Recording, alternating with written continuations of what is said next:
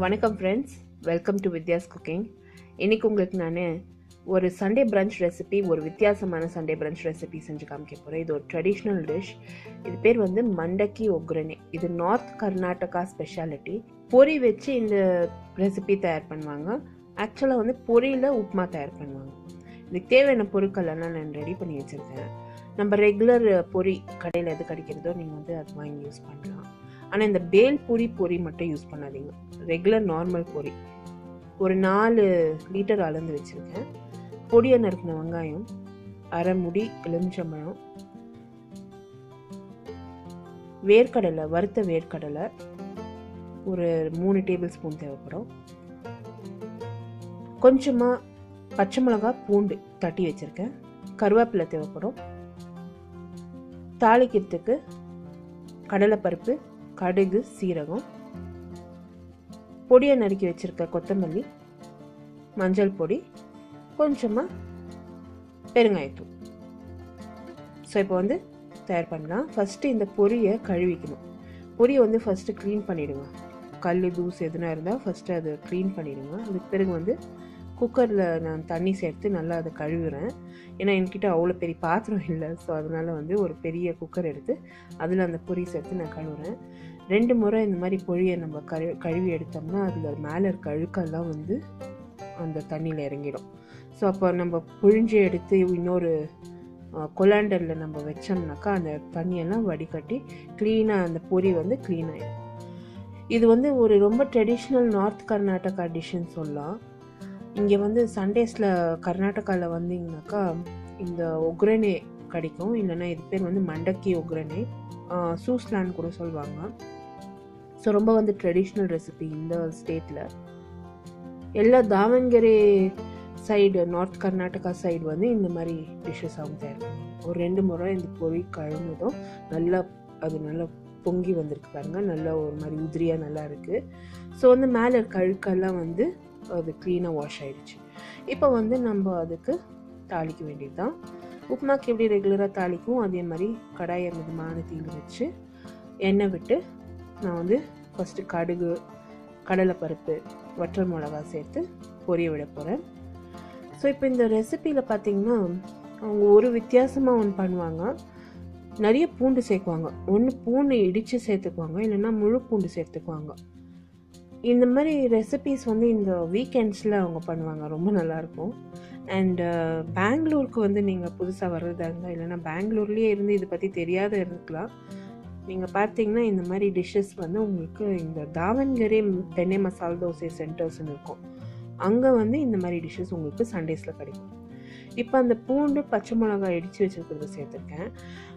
கொஞ்சமாக கருவேப்பிலை சேர்த்துருக்கேன். ஒரு 2லேருந்து 3 எனக்கு கருவேப்பிலை சேர்த்துருக்கேன். பெருங்காயத்தூள் கொஞ்சமாக சேர்த்துருக்கேன். இதெல்லாம் வந்து சண்டே ரெசிபீஸுங்க இங்கே கர்நாடகாவில். நான் எதுக்கு இதெல்லாம் ஃபீச்சர் பண்ணுறேன்னா, நம்ம தமிழ்நாட்டு பாரம்பரிய சமையல் நிறைய இருக்குது, எல்லாருக்கும் ரொம்பவே நல்லா தெரியும்.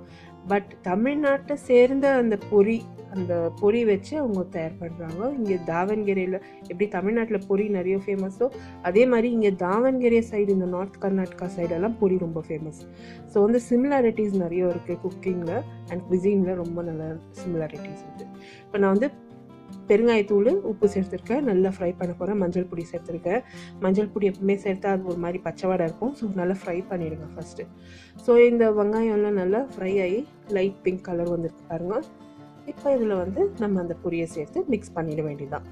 பொரியில் எப்பவுமே கொஞ்சம் உப்பு அதிகமாக இருக்கும். ஸோ பார்த்து உப்பு சேர்த்துக்கோங்க. ஃபஸ்ட்டு இமீடியட்டாக உப்பு சேர்க்காதீங்க, கொஞ்சம் கொஞ்சமாக சேருங்க. தேவைப்பட்டால் நீங்கள் வந்து அப்புறம் கூட நீங்கள் மிக்ஸ் பண்ணிக்கலாம் உப்பு. இப்போ நான் பொரியை சேர்த்துருக்கேன்.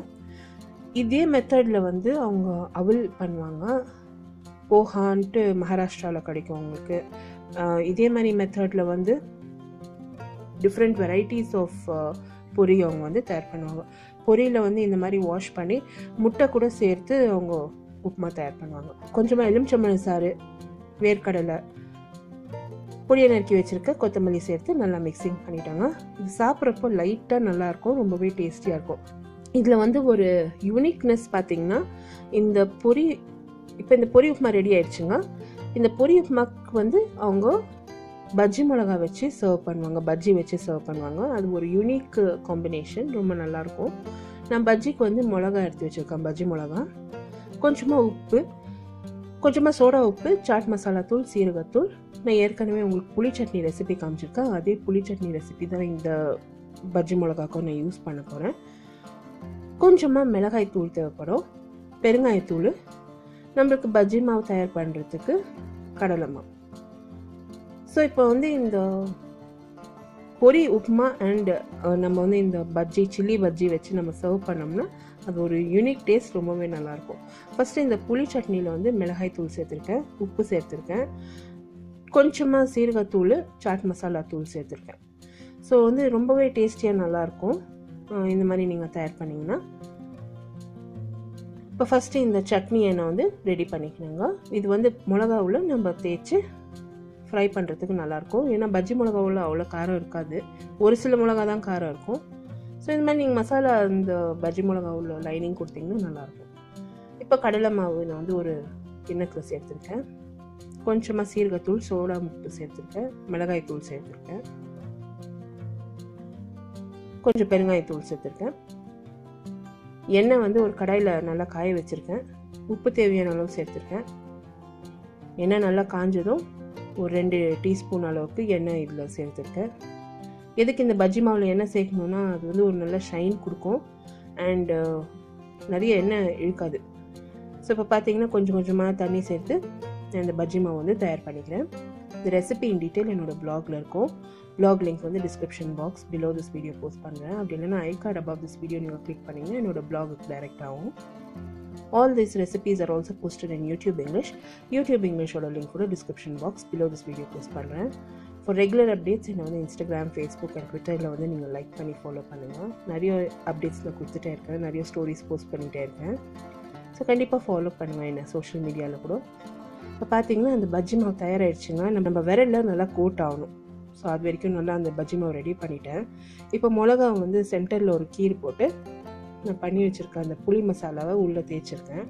அது எப்போவுமே உள்ளே அந்த மாதிரி ஒரு மசாலாவை நம்ம நல்லா ஸ்ப்ரெட் பண்ணி விட்டோம்னாக்கா டேஸ்ட்டு நல்லா கூடும். நீங்கள் தயார் பண்ணி பாருங்கள், அது ரொம்பவே நல்லாயிருக்கும். நான் இந்த சாட் மசாலாவுக்கு புளி சட்னி ரெசிபி காமிச்சிருக்கேன் உங்களுக்கு ஏற்கனவே. ஸோ அந்த சட்னி தான் நான் யூஸ் பண்ணுறேன். அந்த மாதிரி ஒரு சட்னி நீங்கள் தயார் பண்ணி ஃப்ரிட்ஜில் எடுத்து வச்சிட்டிங்கன்னா ஃப்ரீசரில் இந்த மாதிரி நிறைய ரெசிபீஸ்க்கு நீங்கள் யூஸ் பண்ணலாம். அது ஒரு நல்ல எக்கனாமிக்கல் சட்னின்னு சொல்லலாம். நிறைய டிஷ்ஷஸ்க்கு அது யூஸ் பண்ணலாம். ஸோ பார்த்தீங்கன்னா இந்த மிளகா ரெடி ஆயிடுச்சு. நம்ம நேராக பஜ்ஜி மாவில் தோச்சி எண்ணெயில் சுட வேண்டியது தான். நல்லா கோட் ஆகுது பாருங்கள் மாவு. இப்போ இந்த பஜ்ஜி மிளகா மேலே நல்லா அந்த மாவு கோட் ஆகிருக்குங்க. அதை நம்ம வந்து ஸ்லோவாக எடுத்து எண்ணெயில் நம்ம ஃப்ரை பண்ண வேண்டியது தான். ரொம்ப சிம்பிள் ரெசிபி, ரொம்ப எக்கனாமிக்கல் ரெசிபின்னு சொல்லலாம். பொரி எல்லாம் இடத்துலையுமே கிடைக்கக்கூடிய ஒரு பொருள். அண்ட் சிமிலாரிட்டிஸ் வந்து நம்ம தமிழ்நாட்டில் எப்படி பொரி ஃபேமஸோ அதே மாதிரி இங்கே கர்நாடகாவில் பொரி ரொம்ப ஃபேமஸ்ஸு. ரொம்பவே விரும்பி சாப்பிடுவாங்க. இந்த சண்டே லன்ச் ஆகட்டும், இந்த மாதிரி பிரேக்ஃபாஸ்ட் ஆகட்டும், இல்லை ஈவினிங் டிஃபன், இந்த மாதிரி பொரியெல்லாம் ஐட்டம்ஸ் அவங்க நிறையா செஞ்சு சாப்பிட்றாங்க. ஸோ வந்து கர்நாடகாவில் ஒரு ஃபேமஸ் டிஷ் இது.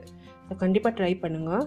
பெரியவங்களுக்கு கூட ரொம்ப விரும்பி சாப்பிடுவாங்க, குழந்தைங்க பெரியவங்க எல்லாருமே. ஏன்னா பஜ்ஜி இருக்குது, அந்த பொரி உப்புமாவும் இருக்குது, ரொம்பவே டேஸ்டியாக நல்லாயிருக்கும். ஸோ இப்போ இந்த காரமாக இந்த பஜ்ஜி அண்ட் அந்த பொரி உப்புமாவோட நம்ம சேர்த்து சாப்பிட்றப்போ ரொம்ப நல்லாயிருக்கும். இன்னொரு காம்பினேஷன் அதுக்கு வைக்குவாங்க, ஜிலேபி வைக்குவாங்க. அந்த ஜிலேபி எதுக்குன்னா இவ்வளோ காரமான ஐட்டம்ஸ் நம்ம சாப்பிட்றப்போ அந்த ஜிலேபி கொஞ்சம் கொஞ்சம் சாப்பிட்றப்போ டேஸ்ட் நல்லா கூடும். நான் இப்போ எடுத்து இந்த பஜ்ஜி மிளகா நல்லா ஃப்ரை ஆனதும் இருத்து எண்ணெயிலேருந்து அது நல்லா ஃப்ரை பண்ணி எடுத்து ஒரு பிளேட்டில் பரிமாறி இருக்காங்க அந்த பொரி உப்புமாவோட. கண்டிப்பாக ட்ரை பண்ணுங்கள். ஜிலேபி கண்டிப்பாக வைக்கணும். ஜிலேபியோட இந்த பொரி உப்புமா அண்ட் அந்த பஜ்ஜி சாப்பிட்றப்போ ரொம்ப டேஸ்டியாக இருக்கும். ஸோ ட்ரை பண்ணிவிட்டு உங்களோட காமெண்ட்ஸ் எல்லாம் எனக்கு போஸ்ட் பண்ணுங்கள். இந்த வீடியோ ரெசிபி நீங்கள் பார்த்து என்ஜாய் பண்ணிங்கன்னா எனக்கு ஒரு தம்ஸ் அப் கொடுத்து சப்ஸ்கிரைப் பண்ணுங்கள். உங்களோட ஃப்ரெண்ட்ஸோட இந்த வீடியோ ஷேர் பண்ணுங்கள். அடுத்த புதிய ரெசிபியோட மறுபடியும் சந்திக்கும் வரை, this is Vidyalakshmi. Thank you so much for வாட்சிங் ஃப்ரெண்ட்ஸ். பாய்.